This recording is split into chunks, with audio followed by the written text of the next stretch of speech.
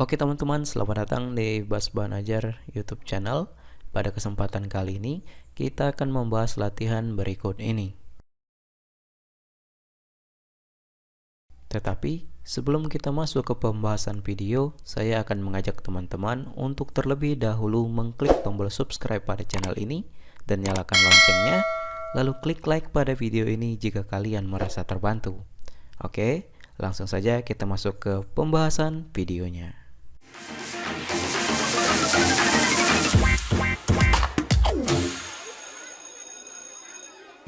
Oke teman-teman, di kesempatan kali ini kita akan membahas tugas mandiri 2.2 di halaman 39 sampai dengan halaman 41 di buku paket PKN kelas 12 semester 1 kurikulum 2013. Langsung saja kita baca soalnya terlebih dahulu, kemudian kita jawab. Tugas mandiri 2.2, bacalah berita di bawah ini. Nah, silakan kalian baca di buku kalian masing-masing dengan judul Hukum Mati Bandar Narkoba Harus Konsisten. Kemudian kita masuk ke pertanyaannya di halaman 41.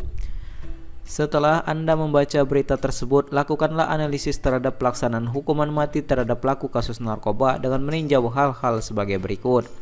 Nomor 1. Dampak dari eksekusi mati terhadap peredaran narkoba. Jawabannya, dampak hukuman mati terhadap penurunan jumlah pengedar dan pengguna narkoba. Di tengah-tengah kepastian hukum yang oleh sebagian orang masih menunjukkan ketidakadilan, Indonesia memberlakukan hukuman mati untuk pengedar dan pengguna narkoba. Hukuman mati menjadi senjata pamungkas pemerintah Indonesia untuk menekan peredaran narkoba di Indonesia. Tidak ada ampun bagi mereka yang terbukti secara hukum terlibat dalam jaringan peredaran narkoba di Indonesia. Logika dari pemerintah jelas, eksekusi mati terhadap gembong narkoba akan membuat orang menjauhi narkoba. Akan tetapi pemberlakuan hukuman mati tidak serta-merta membuat pelaku jera, pun tidak membuat orang takut mendekati narkoba. Peredaran narkoba terus terjadi dan korban anak-anak bangsa terus berjatuhan. Kedua, efek jera yang ditimbulkan dari pelaksanaan eksekusi mati yang ditandai dengan menurunnya jumlah pengedar dan pengguna narkoba.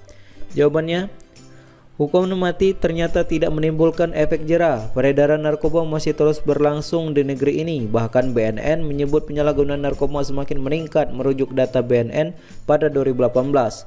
Prevalensi angka penyalahgunaan narkoba di kalangan pelajar di 13 ibu kota provinsi di Indonesia mencapai angka 3,2% atau setara dengan 2,29 juta orang.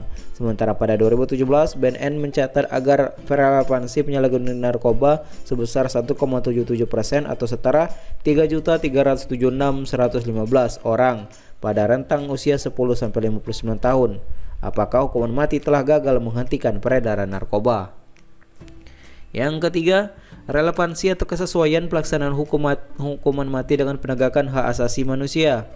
Jawabannya, para aktivis hak asasi manusia menganggap bahwa hukuman mati merupakan pelanggaran HAM. Komnas HAM menyebut hukuman mati merupakan bentuk pelanggaran hak asasi manusia karena tidak menghormati hak untuk hidup, bahwa tidak seorang pun boleh mencabut nyawa orang lain negara sekalipun.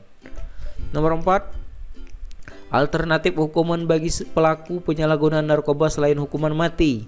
Jawabannya, untuk memberhentikan peredaran narkoba tidak cukup hanya dengan hukuman mati karena ada banyak faktor sehingga narkoba dengan mudah beredar di Indonesia. Dibutuhkan kestabilan dalam berbagai bidang, baik itu ekonomi, politik, dan budaya agar masyarakat tidak tergiur narkoba. Alternatif hukuman yang tepat adalah berupa hukuman seumur hidup.